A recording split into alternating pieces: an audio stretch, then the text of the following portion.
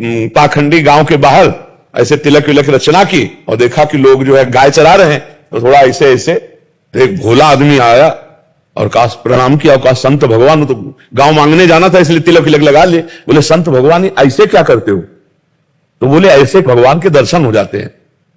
और वो भोला आदमी वो जो ही गए सो तालाब में नहाया और जैसे जैसे चिन्ह बनाए थे तिलक के वैसे चिन्ह बनाए। अच्छा, वो तो नाटक कर रहे थे, पकड़ के सांस ले रहे थे, बस ऐसे पकड़े और वो सीधा आदमी सीधे बंद कर लिया, सीधे बंद करके कि भगवान दर्शन दो, भगवान दर्शन दो, भगवान दर्शन।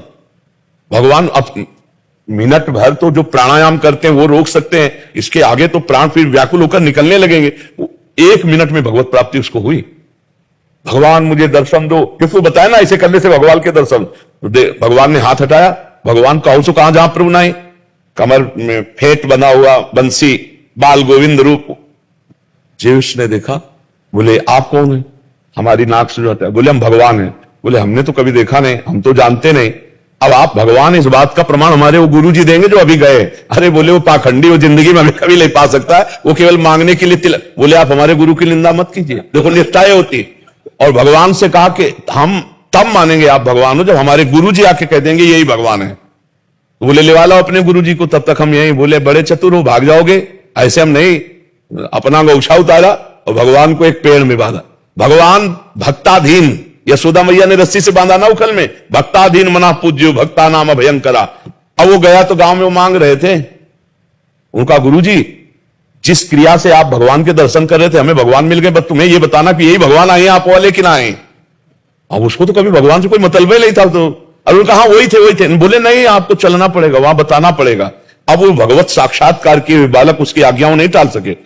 वो नजदीक आए, बोले देखो वृक्ष में तो अंगूछा भर बंधा, उनको दिखाई दे रहा था भगवान ने। तो उनका बेटा तुमसे सही बतावे, हम कोई भजन नहीं करते, हम कोई साधु महात्मा नहीं, हम भेष बनाकर भीख मांगते हैं, अपने परिवार का पोषण करते हैं। तो उन्होंने भगवान से कहा, भगवान जब हमारे गुरु ने हमको शिक्षा नहीं दी और इशारा मात्र से आपकी प्राप्ति हो, तो आप हमारे गुरु को भी दर्शन कराओ।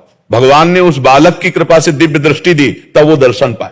कितने ऐसे प्रसंग भरे पड़े हैं कि भोले जनों को भगवान ने संत संग या कोई संत का नाटक भी किए हो, उसी के संग से भगवत प्राप्ति हो गई। तो संत संग बड़ा दुर्लभ है, भगवान की कृपा से प्राप्त होता है। और जब द्रव्य दीन दयालु राग हो तो साधु संगत, पर संतों पर विश्वास होना उससे दुर्लभ की बात है। और संतों की आज्ञा पालन कर लिया तो अमोघस्त निश्चित परिवर्तन हो जाएगा, निश्चित मंगल हो जाएगा। तो राधा बाबा बहुत उच्च कोटि के महापुरुष हैं, इसलिए वो शोध कर बात कह रहे हैं कि अगर संत संग हो गया, अब मोहि भाव भरोस हनुमंता, बिनु हरि कृपा मिले नहीं संता, जो प्रभु मोहि अनुग्रह की ना। अगर प्रभु ने एक बार कृपा कर दी तो कंजूसी थोड़ी करेंगे, अब वो भगवत प्राप्ति करा के ही छोड़ेंगे। संत संग का मतलब है इस जन्म में मेरा परम मंगल होगा, परम कल्याण होगा, तभी संत संग मिला है। नहीं आजकल तो संत तो कोई भी अपने आगे लगा लेता है, पर वास्तविक संत होना जो भगवान के निरंतर चिंतन में लगे हैं, जिनको संसार के किसी भोग के भोगने की इच्छा नहीं रह गई, जो किसी से छल कपट पाखंड नहीं करते, एकमात्र सब में भगवत भाव, ऐसे महापुरुषों का संग मिल जाए तो निश्चित भगवत प्राप्ति हो जाए, निश्चित हमारा जीवन सुधर जाए।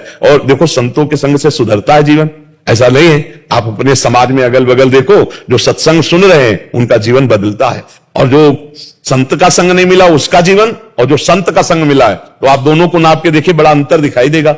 संत का संग मिलने वाले का परिवर्तन होगा, दैवी संपदा बढ़ेगी, आचरणों में पवित्रता आएगी, और वो समाज को सुख देने वाला बनेगा। और जो संतों का संग नहीं किया तो फिर आसुरी भाव बना रहता है। मणित राव जी, श्री चिन्मयानंद स्वामी मठ से, राधे राधे महाराज जी, आपके चरणों में कोटि कोटि नमन। गुरुदेव, गुरुदेव, भगवत गीता के दूसरे अध्याय में एक श्लोक आता है, विषया विनिवर्तन्ते निराहारस्य देहिना। इसमें अर्थात यद्यपि देहधारी जीव इंद्रियों के विषयों से अपने को कितना दूर रखे, लेकिन इंद्रियों विषयों को भोगने की लालसा बनी रहती है। इसको सरल भाषा में महापुरुषों ने कहा है कि रस बल छुटे न जो विषय, सुख नहीं पावे कोय, तन छाड़े मन गई रहे, दोनों ही दुख होए। यहां बात जो कह रहे कि आपने विषयों का त्याग तो कर दिया। त्याग शब्द में, वैराग्य शब्द में और उपरति में भेद है। त्याग कहते हैं भोग की लालसा है, पर मैं भोगूंगा नहीं क्योंकि ये अधर्म है या मुझे भगवत प्राप्ति करनी है। अभी उसके अंदर लालसा है, अब डबल जलन है, भोगा नहीं और लालसा हृदय में है, तो वो विषयों का त्याग तो कर दिया, लेकिन विषयों की जो आसक्ति अंदर है वो भजन से छूटेगी। रस बल छूटे जो विषय, तब ही तो सुख होए, जैसे आतप को तप्यो पावे सरिता तोए। जैसे धूप का तपा हुआ एकदम शीतल जल में जाके खड़ा हो जाए, ऐसी शांति मिलती कब? जब भजन बल से विषय त्याग होता है। भजन बल करते जा रहे हैं, खूब नाम जप कर रहे हैं और धीरे धीरे विषय छोड़ रहे हैं। अच्छा, भजन कर नहीं रहे और विषय छोड़ दिए तो तन छाड़े और मन गई रहे, दोनों ही दुख होए। समझ पा रहे हमारी बात? तो तन से छोड़ने से तो आप ये हो गया कि भाई हम फलाहार हैं, हम अमुक भोग नहीं भोगते, लेकिन मन में सारी लालसाएं भरी हुई है क्योंकि भजन की कमी है। तो वहां भगवान कह रहे हैं ज्ञान प्राप्त की, या तो ब्रह्मबोध हो, ब्रह्म सत्यम जगन मिथ्या, तो लालसा नष्ट हो, और या भजन बल, इतना भजन करो कि ऐसा आनंद मिले कि ये भोग सब बमन के समान लगने लगे, सब विष के समान लगने लगे। श्री नारायण स्वामी जी एक दोहा कहते हैं कि ब्रह्मादिक के भोग सब विषम लागत ताहि, नारायण ब्रजचंद की लगन लगी है जाए। जिसे भगवान की प्राप्ति की लगन लग जाती है, उसमें अपने आप ऐसी आनंद की वृत्ति होती है कि ब्रह्मलोक तक के भोग सब उसे विष के समान लगते हैं।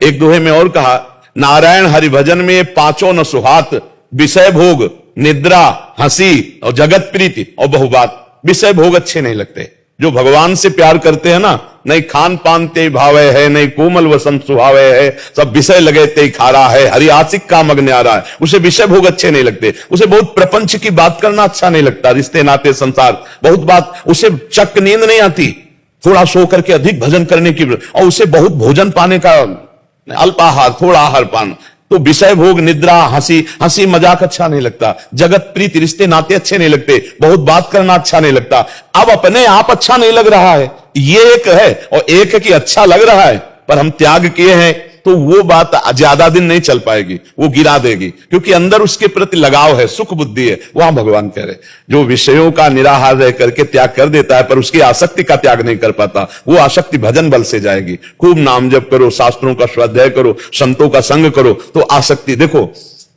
जैसे अब 2000 रुपए के हम आपको एक अटैची दे दें, 2000 के नोट, आपको बिल्कुल प्रसन्नता नहीं होगी। क्यों? आपको पता है व्यर्थ है, बेकार है, आएगा ना।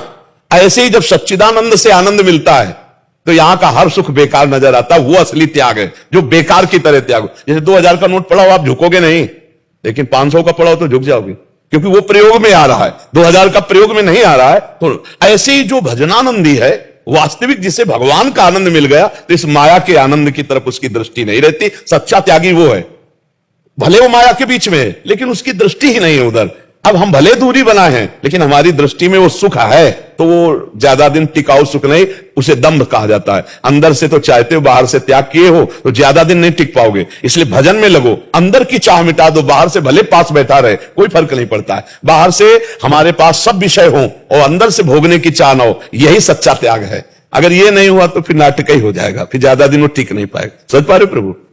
प्रियंका सिंह जी, नोएडा से। राधे राधे महाराज जी। महाराज जी, आपसे प्रश्न है कि मुझे अकाल मृत्यु से बहुत भय लगता है, जबकि ये जानते हुए कि सब प्रभु की माया है और जो वो चाहेंगे वही होगा, लेकिन अकाल मृत्यु से, कैसी भी मृत्यु से सबको भय लगता है। क्यों? मृत्यु से भय नहीं लगता।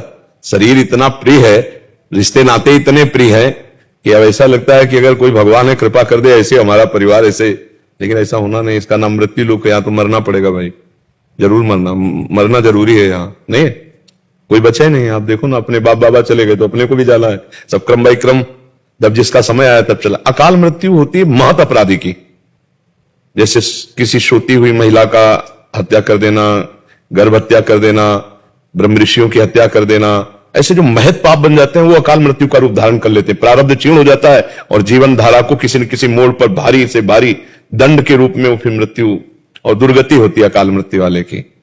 अकाल मृत्यु से यदि डर लगता है तो पहली बात तो जिन्हें पापाचरण कहते हैं वो मत करना, और नाम जप करना, अकाल मृत्यु होगी ही नहीं।